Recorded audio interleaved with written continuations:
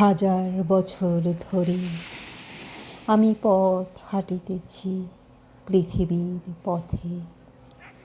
সিংহল সমুদ্র থেকে নিশীথের অন্ধকারে মালয় সাগরে অনেক ঘুরেছি আমি। বিম্বিসার অশোকের ধূসর জগতে, সেখানে ছিলেম আমি।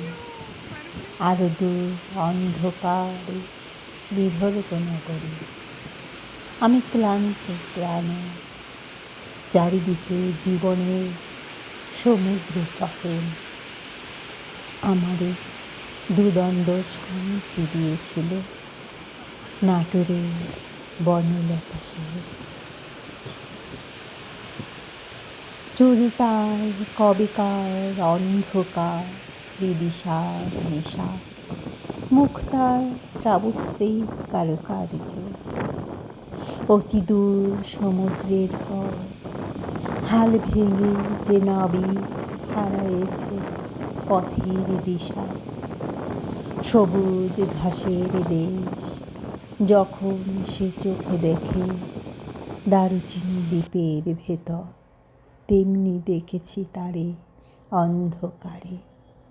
বলেছে সে, এতদিন কোথায় ছিলেন? পাখির নীড়ের মতো চোখ তুলে নাটোরের বনলতা সে। সমস্ত দিনের শেষে শিশিরের শব্দের মতন সন্ধ্যা আসে।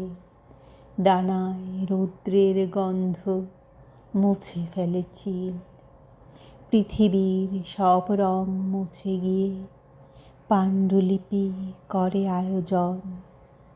তখন গল্পের তরে ঝোনাকি রঙে ঝিলমিল, সব পাখি ঘরে আসে, সব নদী ফোরায় এ জীবনের সব লেনদেন।